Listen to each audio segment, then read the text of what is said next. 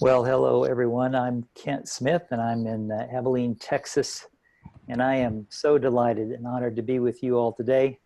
What an amazing gathering of people, friends and colleagues and folks that I do not know from around the world who are doing such important work, and how inspiring it's been to hear just bits of this amazing global movement that's underway.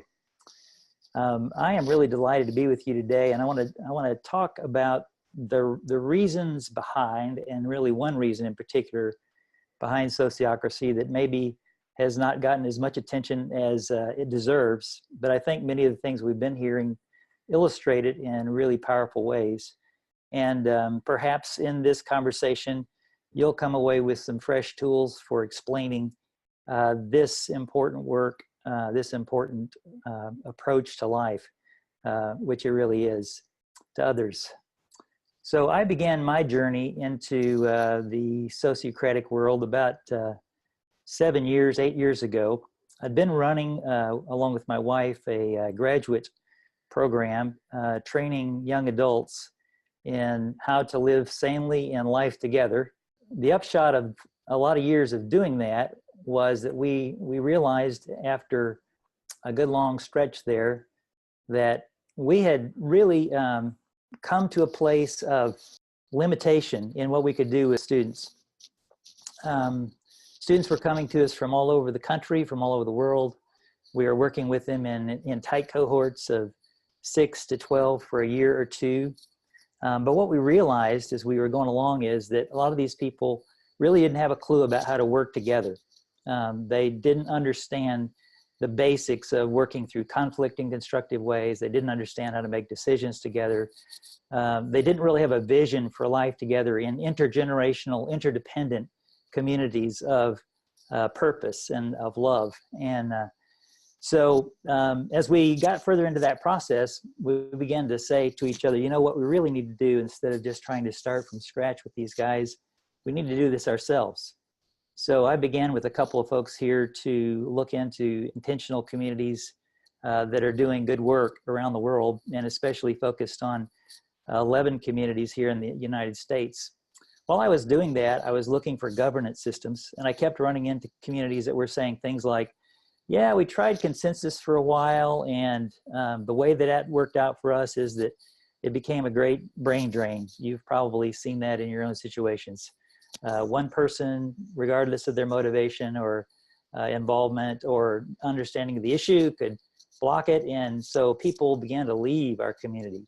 So we moved to democratic approaches of majority rule, and we found out pretty quickly that while we started getting things done, we also started cutting each other's throats, and that didn't seem to be very fitting with what we were trying to do.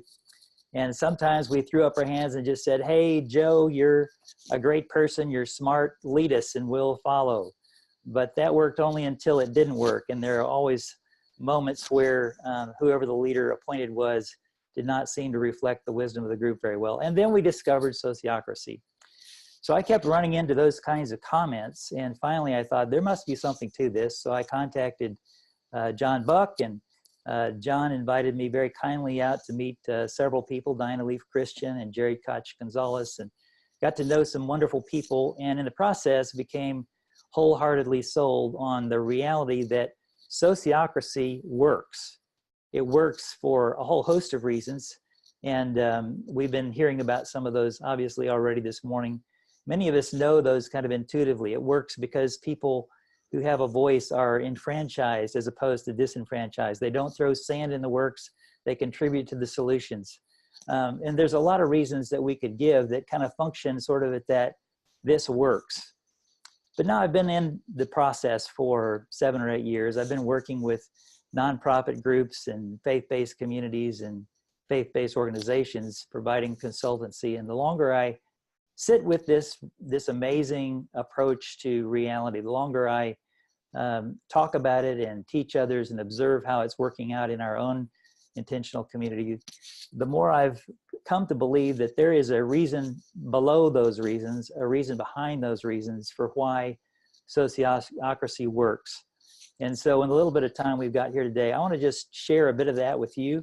in the hopes that maybe it will encourage you as it has me and some of the other folks with whom I've worked. So exploring a deeper vision together. Why sociocracy?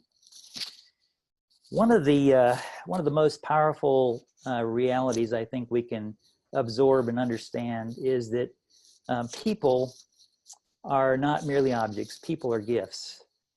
People are graces. The great faith traditions of the world, and all in their own way, speak of that amazing truth that everyone holds a spark, holds a breath, holds a fingerprint of the ultimate and the real and the beautiful that is unique and distinctive to them. I could quote dozens of people down through the ages of history, but I want to just point to two that have been especially meaningful to me.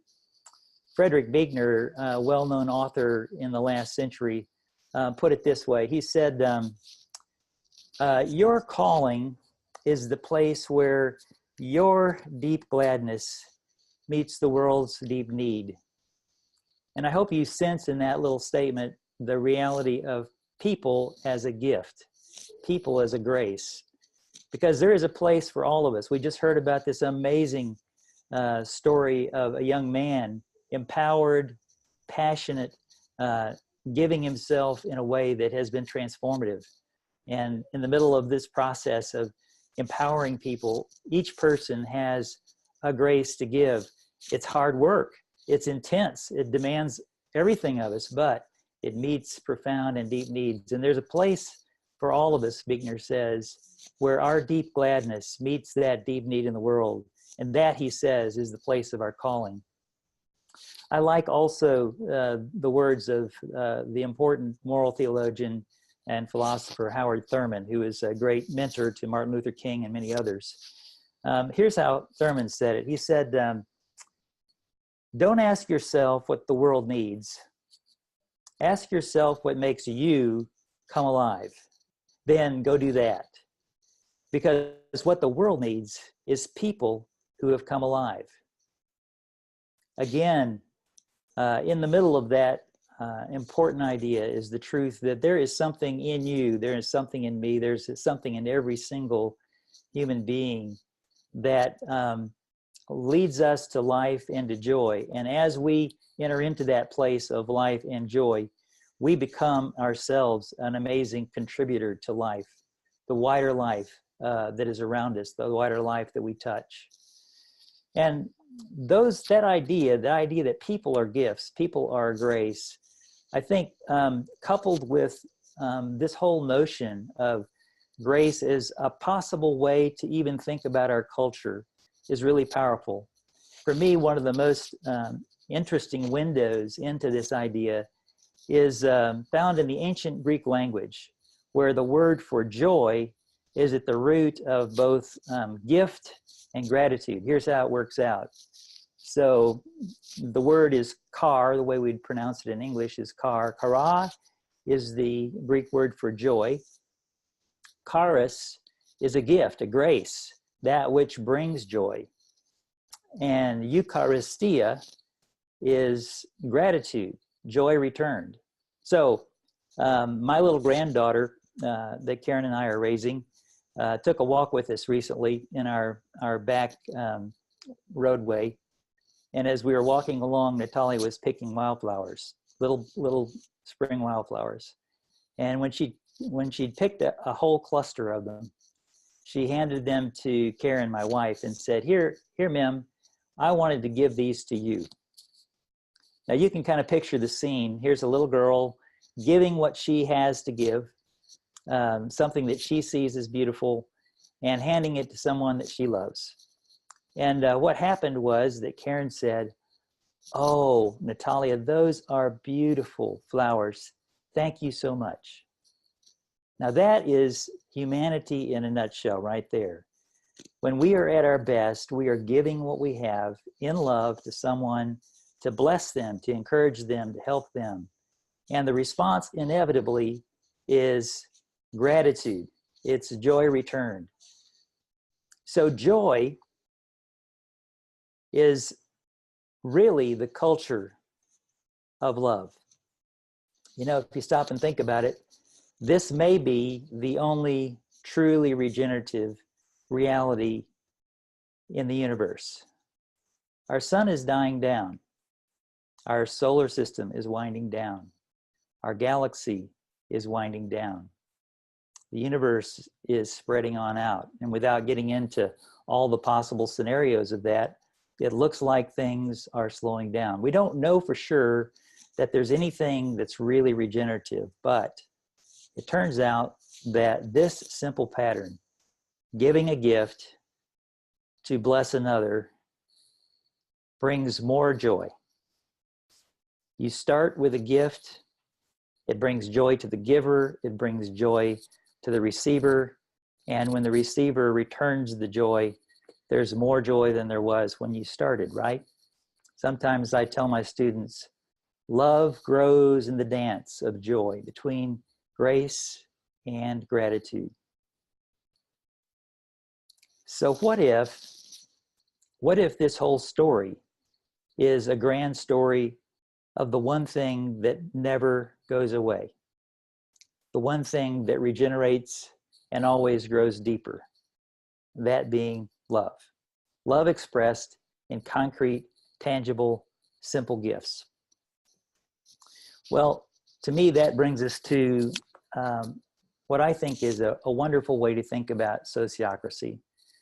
Sociocracy really functions as an invitation to ecosystems of grace, whole clusters of people who are a gift themselves, but who have, through this powerful approach to paying attention really just to the truth, the reality, the gift of one another, create something that is far more than any collection of the parts could possibly be. We've just heard such an amazing expression of that in the Children's Parliament, but in every sense, in business, in nonprofit, in faith communities, in all the contexts that humans find themselves embedded, really, this kind of attention paying is an invitation to ecosystems of grace.